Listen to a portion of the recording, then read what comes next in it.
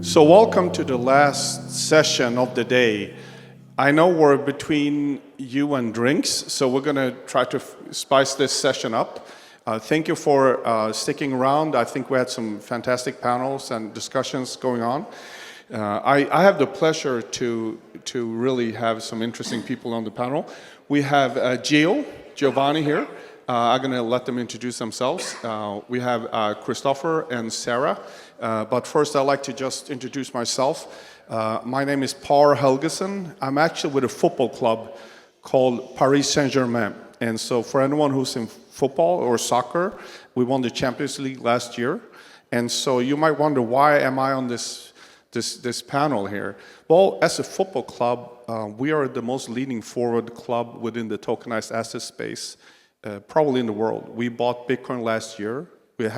We hold about a handful of assets already. We still keep them in our books. We have probably made more engagements in different tokenized ecosystems because we're chain agnostic. We kind of focus on the products and services, and now the financial instruments building on top. We have decided to put all of our fan base on a wallet and a digital ID to connect our Web2 accounts to the Web3 wallets and account to a PSG ID. And all of our products from a club is going to have a wallet integrated into our products sooner or later. And so in short, we're looking to tokenize valuable assets in our ecosystem. I think the panel before spoke about distribution. Well, we got a couple of 100 million fans around the world. And so we're looking to be the club of the new generation, and we have the next generation of fans and sponsors and partners. So we're looking to figure out how we do this moving forward. Now, so I'm going to hand it over to Gio. Yeah, hey, my name is Gio. I'm the Chief Strategy Innovation Officer for CBI, which is a bank based out of the UAE. I also founded and had our innovation lab in our corporate VC. And we're a very boring bank trying to do cool stuff. And I just realized that you guys are doing way more interesting stuff already in the digital space. So that's a great start. Thank you. Yeah, and my name is Christopher Cashin. I am the founder of Triton Liquid. We are a multi-strat hedge fund based in Abu Dhabi, so I've lived here for about 3 years. We're a deeply quantitative fund. In crypto, there's a wealth of transparent data, both on the blockchain and on open source code bases. So we run a directional strategy, a long-short strategy, and a market-neutral strategy. Yeah, my name is Sarah Borgila. I'm part of Cirrus Ventures. It's an early stage fund which is sector agnostic. We kicked off a lot with infrastructure projects, DeFi, and then went over also to deepen in consumer-facing application. And besides that, we're also involved in strategic initiatives when it comes to bringing a blockchain also to educational institutions, also corporates. Yeah. Interesting. So the title here is where does smart money allocates when it comes to institutional theses or interest for DATs? So I'm just wondering, like, what's your perspective of what is smart money in regards to DATs and institutional players? Like, what would be your definition of that? Like, what's the play? I can kick off. My take may be a little more controversial. So I think the smart money are the groups who are predominantly hedge funds who buy the pipe, which is the private investment in a public equity at a discount early, and then sell it basically when it's distributed to retail. And so I run a hedge fund. I have not run this strategy, but a lot of my friends do, where they buy these discounted pipes, bag like a 2x, 3x, and just rinse and repeat that. Obviously, that creates a pretty negative environment writ large for DATs because you have smart money dumping on dumb money that comes in late. And I guess we'll get into that more, but I would say overall I'm fairly negative on the DAT structure and think that we probably won't be talking about this next year. Gio? I mean, the smart money is definitely not going to come from banks, I can tell you that much. We're just still trying to figure out what the hell that is, honestly. And we're still struggling with very basic primitives when it comes to digital virtual assets. And there's a couple of reasons for that. Number one, there's still a lot of regulatory unclarity for us in terms of what we can do, what we can hold on our balance sheet, what we can buy. Secondly, for us as banks, regulated and public, risk-weighted assets is a very big thing. Capital adequacy ratios, liquidity ratios. Virtual assets, at least as it stands today, are very punitive for us, right? And so the idea for us to kind of diversify into that is fairly tricky. I think at the best, we're looking at things like tokenized money market funds, tokenized deposits, and then use that almost like as an entry point into potentially then operating something that's a little bit more what I consider cash equivalent, right? Like stables. Sarah?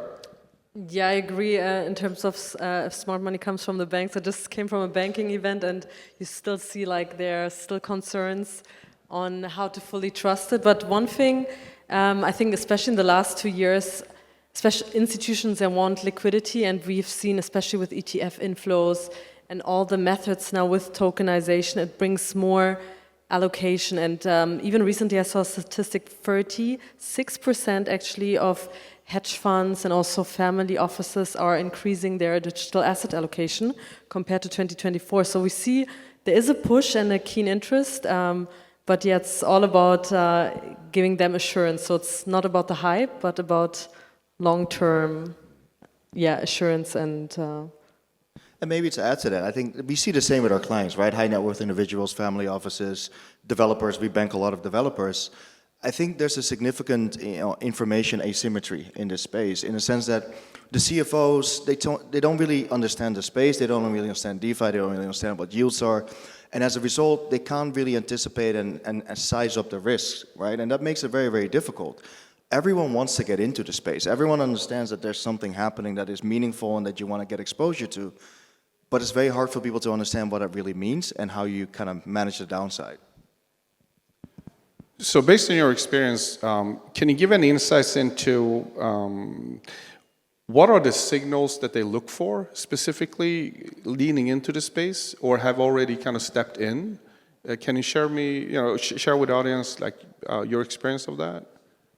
Are you talking about crypto broadly or DAT specifically? Well, that, I think that specifically, but I mean, in digital assets. So, yeah, I mean, just to take a step back, I mean, I guess everyone's here, so they probably know what a DAT is, but there's a lot of complex dynamics around it, right? So these vehicles are meant to be launched on public markets and provide rails for people to come into the underlying, and they're meant to be effectively a proxy for the underlying, which I think is accomplished well with ETFs, and I'm a fan of the ETF launches because they just track the underlying price appreciation. But for the DATs, you have this dynamic where the DAT can trade above par and below par, right? So at a premium or a discount.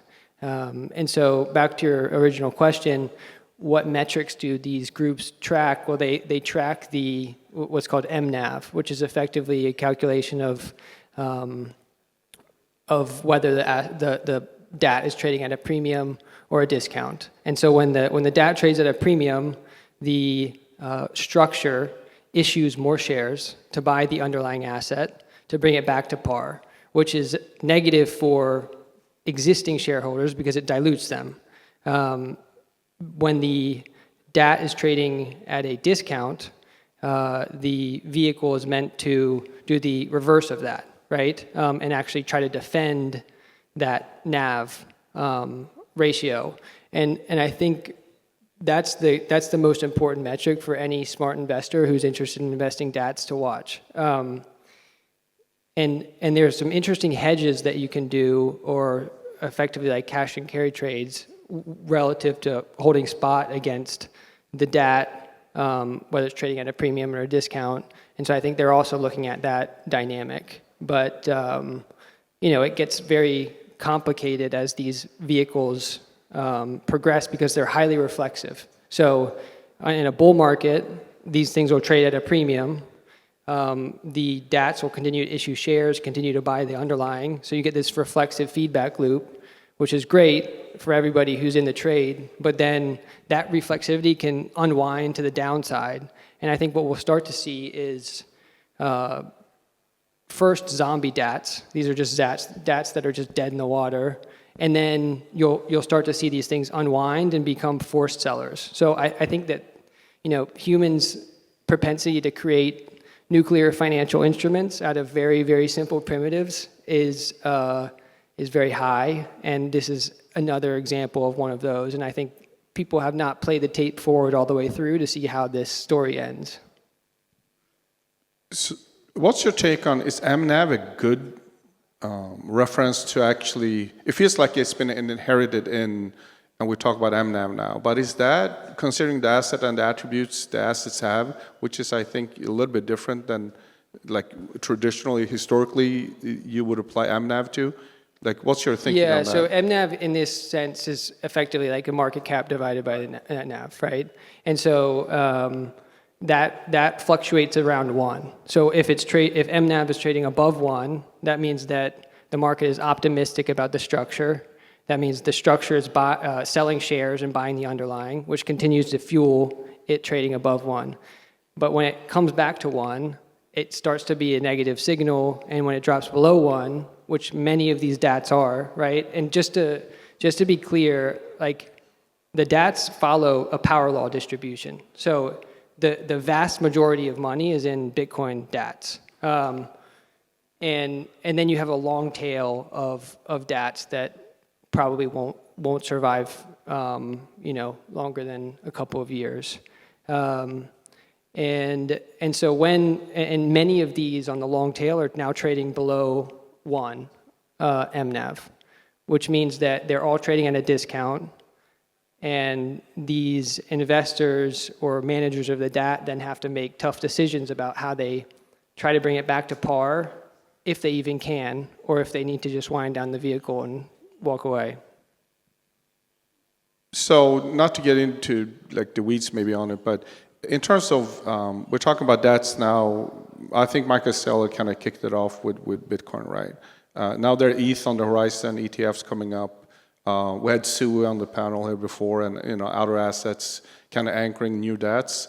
What's your experience of that, and what kind of discussions do you have across the panel of the interest of not only Bitcoin, let's say, including Bitcoin, of course? But. Yeah. So sorry to hog the.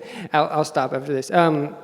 So Michael Saylor's DAT is like the only one that I'm actually bullish on, right? Because it's not like these DATs that have been launched since then, their sole business model is to sell shares and buy the underlying, which is a pretty shitty business model. But his stock price could be perceived as a DAT, but not really, because it has an underlying business that generates profit, and it's a real company, right? And then his stock price will rise relative to the rising price of Bitcoin on his balance sheet. And so it's not really a DAT structure. So I don't think it's fair to put that in the same category of the DATs that I'm sort of referring to. I'll shut up now. The rest of the panel, what's your exposure and discussions you have with the customer groups that you work with? Specifically in terms of one asset versus other assets? Yeah. Like Bitcoin versus Ethereum or others? I mean, the only assets really that most of our clients talk about is Bitcoin number one by far, Ethereum, Solana, and maybe a little bit of Ripple, XRP, really. Stables, obviously, but in the context of that, that's really it. I think, genuinely speaking, for many people that we talk to, the level of understanding is so very basic. Most people that most people that come to us and talk about these things is literally because of what you just said. They see Michael Saylor, they don't necessarily understand it. They see price go up, they want to get in, right? And it's as simple as that. And so, to your question earlier, which is like, what are the main metrics for most of our clients?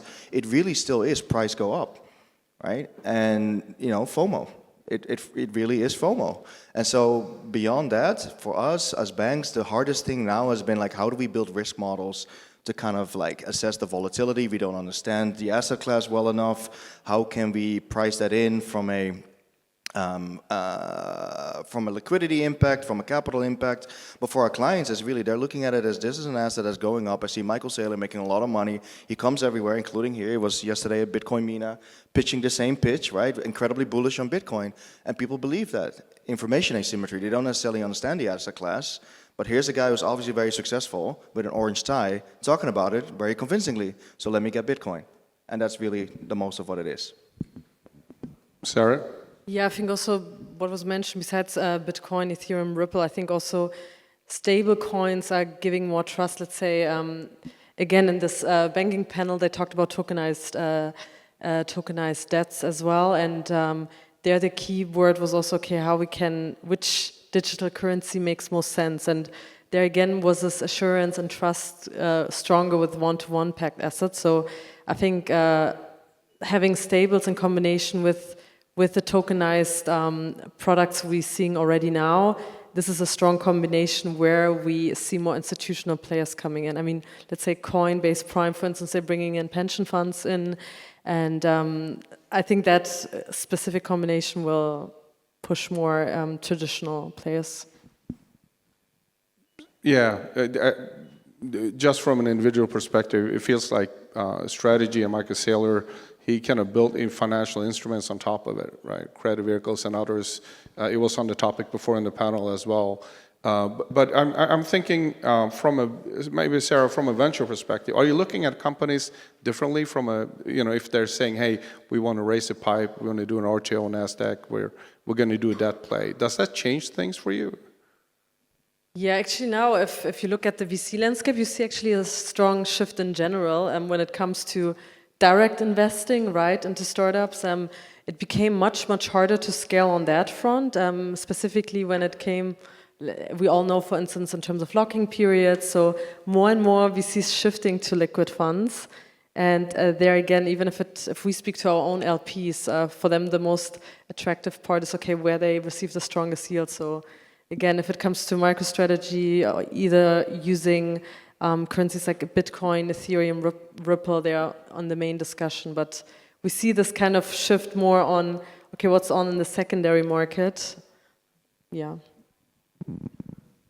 So from a liquid fund perspective, I get offered massive discounts if I can get in and buy or invest a fairly sizable position. I think the topic was a little bit before, on the panel before, but has the let's say the discussion of yield, having products on top, Michael Saylor, people kind of forget he actually has a business on top generating return and yield, and he's putting that back in. Does products like that being on top of that, does that change anything for you or not really? I haven't seen a lot of those.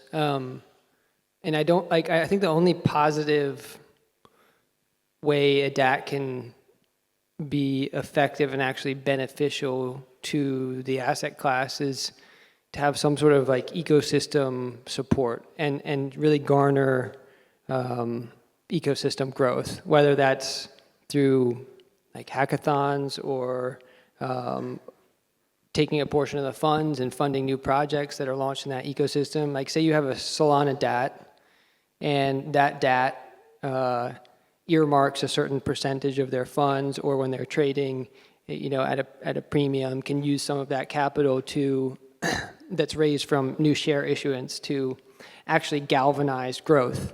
But Michael Saylor's company isn't built on top of the DAT structure.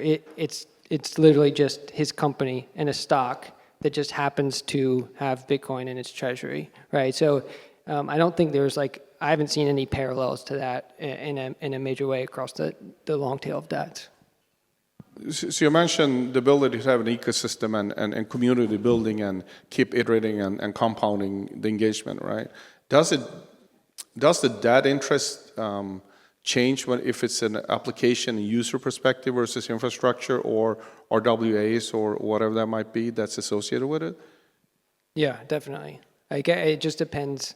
I mean, it depends on what the underlying asset is that the DAT is buying, and if the DAT can effectively help that underlying asset price appreciate in value because of whether it's development that takes place on chain, or you mentioned RWAs, whether it's launching more, real-world asset mechanisms that accrue to the actual base asset that it is accumulating, then it can have a positive effect on the on the actual underlying, which is probably the most important thing. Not playing this money game on the premium discount level, but it's actually growing the underlying that the DAT holds, because then that benefits everyone. So you're based in Dubai, right? And I think Dubai has been known for being very leaning forward in Abu Dhabi as well as regions. But from a bank perspective, how do you see 2026 moving forward? Or maybe start with 2025. Like, how would you sum up the changes? Because there's been a lot of changes, right? In Dubai, I think as a UAE representative, you kind of lead, I think, globally, from a front stage regulatory perspective. But then we spoke, before here you spoke, but back end is different. Like, you want to share some We're not thoughts on supposed that? to talk about that with the mics on. Come on now. Look, a lot of things. I think, we probably have the most regulators in any country for starters. Number two, we have the highest number of regulated virtual asset companies in the world now, which is a stat that the country is very, very proud of, with VARA particularly. I think we've come a long way. A year ago, if you go to these, we have a lot of these banking, intra-banking forum type or roundtables, and the topics were really more about capital markets and more traditional finance stuff. Now all we hear is tokenization and stablecoins. Literally, I cannot walk into a room with bankers and tokenization or stablecoins is not on the menu, to the point that you get tired of it, right? The way I feel is that banks kind of start looking at some of these things for two reasons. One is operating legacy technology and kind of building better rails. They see the opportunity. But I also think people look at it a little bit as, people used to look at CDOs back in, the Big Short times. People see it as an opportunity, as a highly unregulated, financial component. And what can you do with that? Now, the thing for 2026, I think, I'm interested in Chris's thoughts on the DATs, because he said he thinks it's going to go bust. And I probably agree with you. I want to hear more about that. I have the same opinion on tokenization when it comes to RWAs for real estate. I think that was just a really cool PR thing to do, but I don't necessarily see a really meaningful use case so far. The panel before talked about distribution. In my mind, you take an illiquid asset and you tokenize it and it's still illiquid. That's not really solving a problem. Most people do tokenization of real estate because it's a cool thing to do, but then you look at, is there secondary market volume, is there liquidity? The answer is almost always no, right? So then what's the point? Tokenizing deposits, again, for client customers, it doesn't make sense. No. For us as a bank, yes, we love walled gardens. We love to keep that in, and it unlocks a lot of things for us to do because we don't need regulatory approval, right? And then back to the topic that we kind of said we're not going to discuss in front of everyone, but we're going to discuss it anyway a little bit, is that we are heavily regulated. Now, the regulator has increased a lot in capability and in scope and in reach. So now you have the stablecoin payments law. There's going to be 5 stablecoins either this month or by early next year. There'll be 5 dirham stablecoins in this country. The central bank is going to launch their retail CBDC also next year, Q1, most likely, right? And so that's a big move for a country to do. On top of that, they did the cross-border CBDC experiment with China and with India. Increasingly, there is more regulation making things a lot more easier. Many of the big banks, us included, being a smaller bank, are now offering CMAs, client money accounts, which is like a lifeblood for any kind of exchange to operate in this country.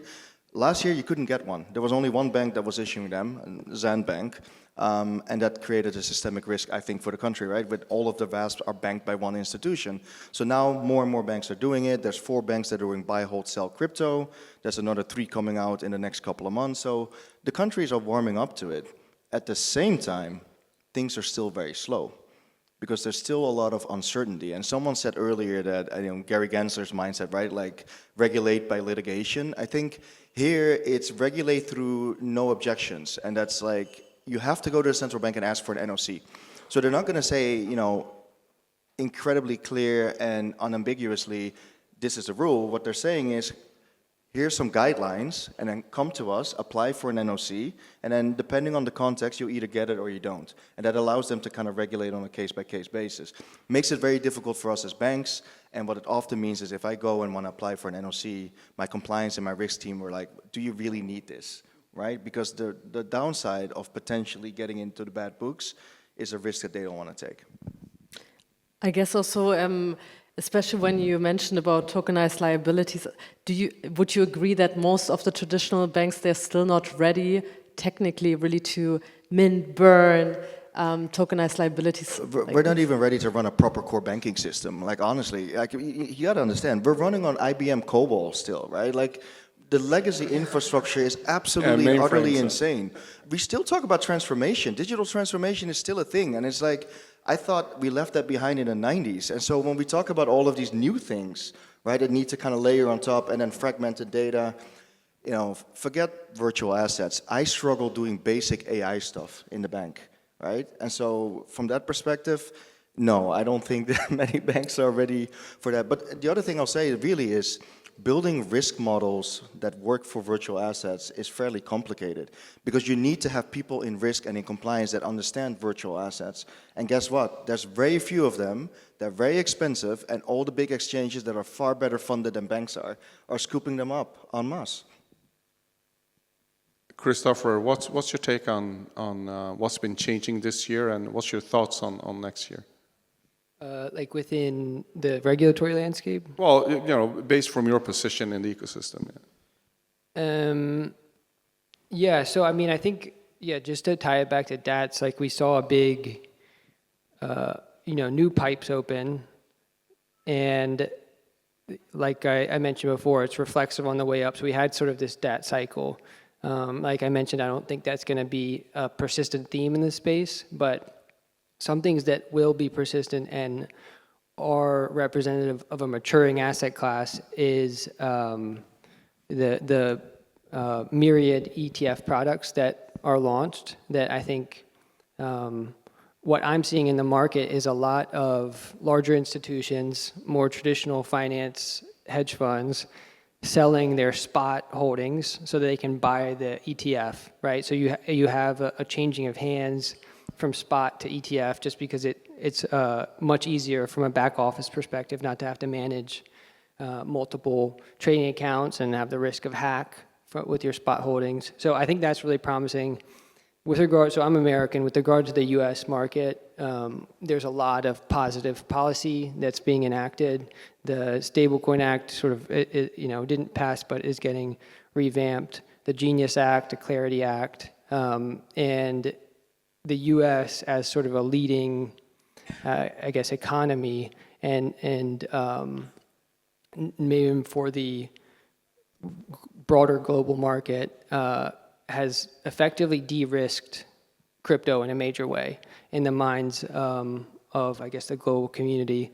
And I think that's very positive, right? I moved to Abu Dhabi, so I live here. I moved here 3 years ago because the environment in the US was so negative toward crypto, and that's changed drastically. And so I hope that is persistent, but unlike this region where you have dynastic power, in the US we have 4-year regime changes. So we'll see if these laws stay in place and continue to be effective. But I think, just to summarize, I've been in this space 12 years. I've seen it go from nothing to what it is today, and the fact that we're having panels at Abu Dhabi Finance Week about crypto, and sovereign nations are buying it on their balance sheets. It's very cool to see this actually become a maturing asset class with dispersion and price action amongst quality assets and terrible assets. And everything's not just correlated to one like it has been on previous cycles. So yeah, it's exciting. Sarah, from a venture perspective, what has changed? Have you jumped into a couple of DATs, in terms of ventures, or what would you look for moving forward? I think just to add on, the core areas that have been mentioned for stablecoins and RWA, we've seen in our industry, adoption was always driven by consumers and retailers, right? And the beauty is and the necessity that we see now, to pave the way for mass adoption, we need institutions, we need the traditional players to come into the space. That's why, although it's been said all over again, stablecoins has been already around for a long time. They have a strong real use impact, so it's going to be even more, even for on and off-ramp payments, it will penetrate more, especially for emerging markets. So I'm personally also very excited about the ventures happening in Latin America and also Africa. But besides that, also for RWAs, I mean, now we've seen already, if you look at the statistics again, the RWA market, for instance, without stablecoin, increased up to 18.8 billion US dollars end of this year compared to over 5 billion last year. So we see already the numbers speak for themselves. So these two sectors will drive adoption, I believe also increase more trust into our industry. And also from VC perspective, these two would be the core areas, yeah. So following that up, what do you guys see as being overfunded then versus underfunded? To kind of follow up on Sarah's take on RWAs growing. You're asking if RWAs is underfunded or overfunded? No, in regards to DATs or in general, like what do you see, or is your take on being overfunded versus underfunded, like as an opportunity? I mean, I think most things are in a bear market, things tend to be underfunded, right? In a bull market, things tend to be very overfunded. I think like a lot of the VC-backed tokens as a category, right? It's not vertical specific, but just speaking about overfunding versus underfunding, those are heavily overfunded. They have huge FDVs, relatively low issuance, so you have constant supply pressure on an asset that's marked up like 10x plus and is still trading like 80% down, but still up 10x from the VC investment. So that's another thing that I think is going to change drastically. We're going to see fair launch assets where everybody, VCs, retail, can come in at the same price point, and you don't have this dynamic where you have VC funds buying in early, having a markup and dumping on retail, which, like, it's funny because the DAT structure is kind of the same thing. It's like smart money buys in early and then dumps on retail. It's like, how many times are we going to dump on retail before they just don't come back? As many times as we can. But it's a valid question, right? Because what happens when okay, if you get that, right, fair entry, what's going to happen with the capital availability? Because my sense is when I speak to VCs, the only reason everyone is diversifying now into token, TGE opportunities is exactly that, right? It creates an upside that if you run a normal fund 7 years, it's fairly difficult, right? Most funds don't actually return the fund, smaller funds anyway, and funds here. And so, well, I mean, just curious, like Chris, what would that mean? If you make it fair, do you think that the VCs are still going to deploy capital, or you think they're going to actually leave the space and then you're kind of stuck with retail and no one to dump on? I think you're forced to deploy capital if you want exposure to crypto, because now what I'm seeing is a huge shift in quality projects actually launching via fair launch mechanisms.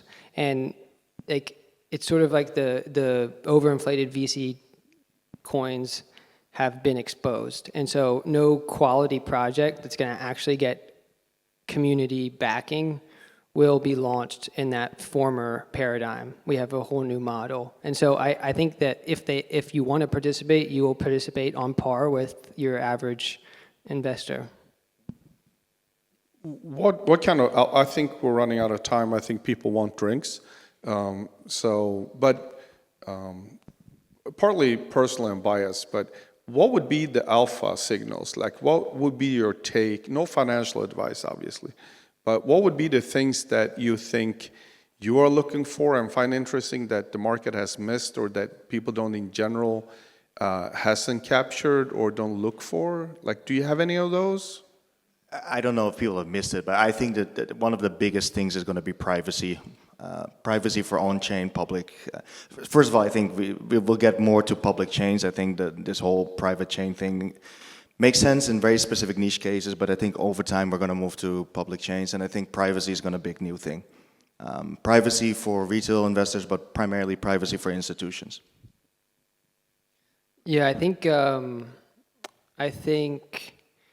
in terms of maybe not a specific sector, or like I'm not going to talk my book, but I think people are underweighting the wealth of data available in the space, and just what we've seen in the last, like, call it 4 months is a lot of macro headwinds, right, going into Q4, which causes crypto, which is a reflexive asset class, highly dependent on liquidity conditions, interest rates, et cetera, get kind of smacked from the price perspective, but you see fundamentals maintaining strength and even growing across different sectors. So I think anywhere where you can find strong fundamentals, but macro-driven price depreciation, that's a category that you should look at. And that's something that our fund specializes in and really focuses on.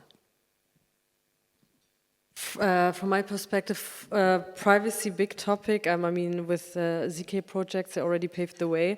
I think since we already see a very strong adoption of AI in general, I think how blockchain and Web3 can empower that. And especially, as you know, with agentic AI, right? Only with a blockchain decentralized technology can really execute. So I think being still part of that innovation wave, this is something also to look out for, especially the converge of Web3 and AI. Interesting. It's going to sound like, I have a complimentary take on it. No one asked me, but I'm going to shamelessly plug myself. Privacy, PhD Labs actually did a call out for our batch too. So private wallet, private stable is things that we like to explore, because if we have a bunch of fans, and some of them are really wealthy people in Paris and France that buy season tickets, as one example. Of course, we want to provide a private wallet and a private way to kind of pay for that, right? And private stable is one of those. I do think that the agentic play with Bitcoin, I think, is a fantastic marriage in general. We are actually hiring a quant for the club. So we're going to run quarterly batches. We're looking for DATs and projects that has real products that we can use as a club, because we have a couple $100 million in distribution, and we'd like to explore what's next. So with that said, I think this has been a really interesting panel. I really appreciate your insights.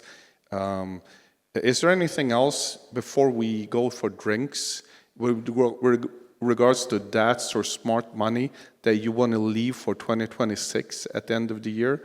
Like, what would be your thinking and advice for the audience? Like, look out for this, and this is what's next, or whatever that might be. Don't believe the hype. I'm from the South U.S., and my mom said, if you don't have anything good to say, don't say anything at all. I would say if you're looking at DATs, track the MNAV metric. That's the most important thing to watch. Also, besides not following the hype, doesn't matter if you're privately investing or working in a sector, find the sector where you feel like in the next 5-10 years will remain, and have a look and always be close to the traditional players, institutional and traditional players. We need them in the space too. Yours? Well, I just want to win the next championships, right? So that's actually our real goal. And provide really cool services and experiences to our fan base. With that said, thank you. I think this is the last panel, right? So I guess we're doing shots outside or something like that. Thank you. It's been a pleasure. Thank you for your time and audience here.